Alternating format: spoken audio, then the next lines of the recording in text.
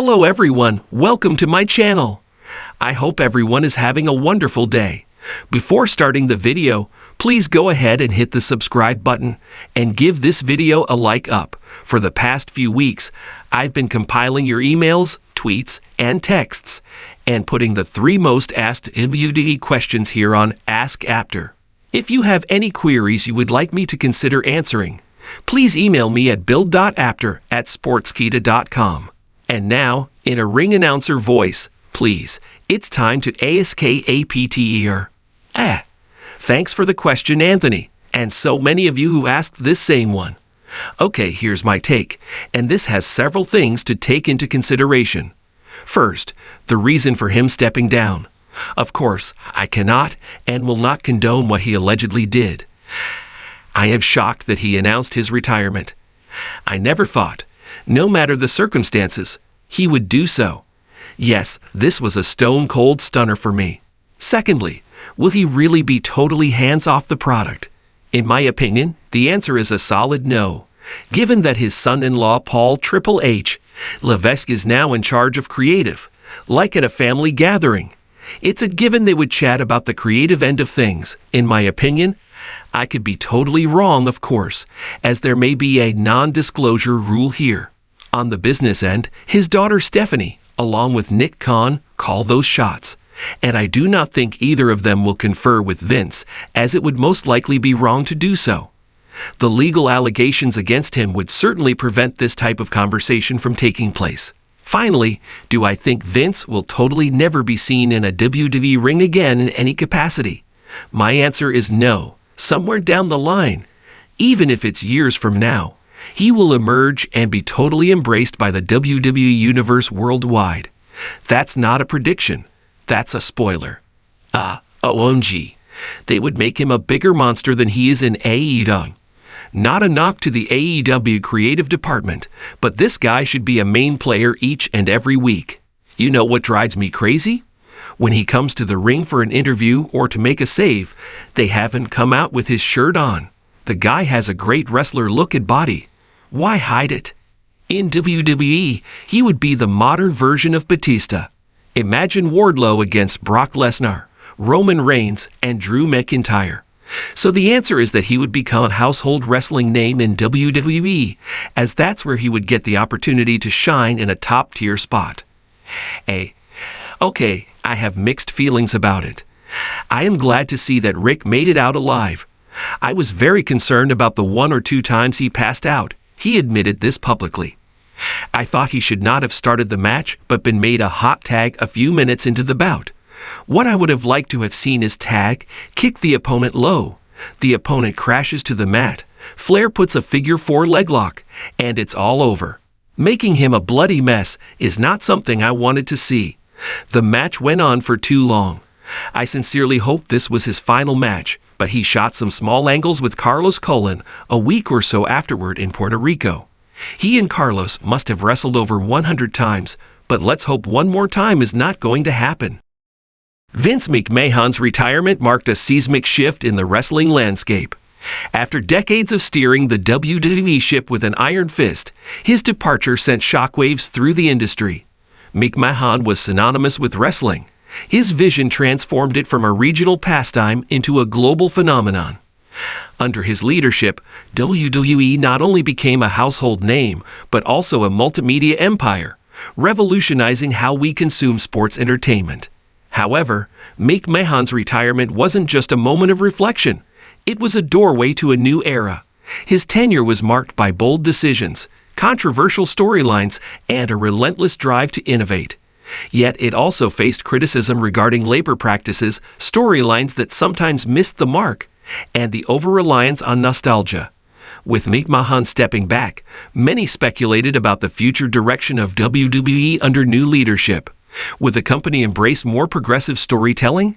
Could they pivot to attract a younger audience while retaining the loyalty of longtime fans? As we observed the immediate aftermath of McMahon's retirement, it became clear that the company was undergoing a transformation. Fresh faces were emerging, new storylines were being crafted, and there was an air of possibility. Fans were cautiously optimistic. Would WWE finally shift its focus toward creating homegrown talent rather than relying on established stars? The answer lay in the hands of the new decision-makers who faced the formidable task of upholding the legacy of the past while forging a path into the future. Wardlow in WWE. The rise of a new superstar. Enter Wardlow, a powerhouse who had begun to make waves in the wrestling world before McMahon's exit. With his impressive physique and undeniable charisma, Wardlow embodied the essence of a modern wrestling star. He had captured the attention of fans with his compelling storylines and high-octane matches, particularly during his time in AEW. As WWE looked to redefine its identity post-McMahon, Wardlow emerged as a prime candidate to lead the charge.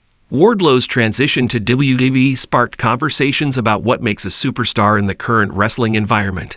In an era where technical ability and storytelling are both paramount, Wardlow seemed to tick all the boxes. His versatility allowed him to play various roles, whether as a dominant heel or a beloved face. As he stepped into the ring under the WWE banner, the anticipation was palpable.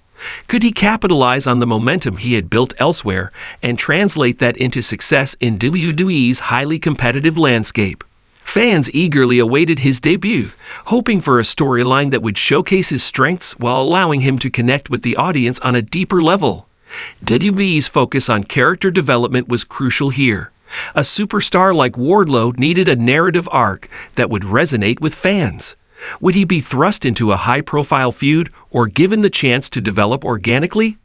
The wrestling world was watching, ready to embrace or critique his journey.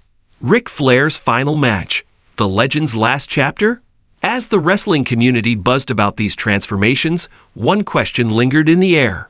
Was Ric Flair's match in 2022 really his final bow? Flair, a 16-time world champion, had become a wrestling legend, a name synonymous with the sport. His charisma, in-ring ability, and unparalleled contributions to wrestling history made him an icon. However, his last match was shrouded in uncertainty.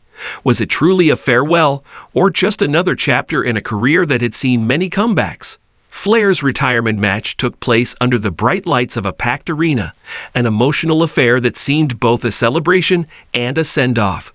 Yet, given Flair's storied past, fans and insiders alike pondered the authenticity of this final act. Wrestling legends have a penchant for revisiting the ring. The allure of the spotlight is hard to resist. Moreover, the wrestling business thrives on nostalgia.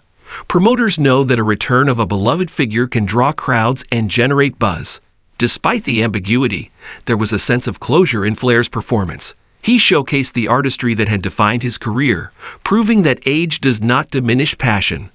The match was a tribute to his legacy, a culmination of decades of hard work, triumphs, and trials. For many fans, it was a bittersweet moment, celebrating the greatness of Flair while grappling with the reality that time waits for no one. The bigger picture. A wrestling renaissance. The intertwining stories of McMahon's retirement, Wardlow's ascent, and Flair's potential final match reflect a broader theme in professional wrestling: change and continuity. As WWE navigated this new chapter, the promotion had an opportunity to redefine its narrative. The transition of power could pave the way for fresh ideas, innovative storytelling, and the elevation of new talent. Fans are hungry for authenticity and connection, and WWE has a chance to capitalize on this desire. By allowing new stars like Wardlow to take center stage, they could foster a culture that values originality and creativity. Meanwhile, wrestling legends like Flair serve as a reminder of the rich history of the sport, an inspiring legacy that can inform and elevate the next generation. In a landscape constantly shifting between nostalgia and innovation, wrestling finds its heartbeat in the stories it tells. The blend of old and new is not just a strategy, it's the essence of the wrestling narrative. As WWE evolves, the impact of McMahon's retirement, Wardlow's emergence, and Flair's legacy will resonate, shaping the future of professional wrestling for years to come. As we look ahead, the possibilities are endless. Will we see the rise of new legends, the rekindling of old rivalries, and the crafting of unforgettable narratives? Only time will tell, but one thing is certain: wrestling, much like life, is an ever-evolving journey, filled with excitement, unpredictability and the promise of greatness.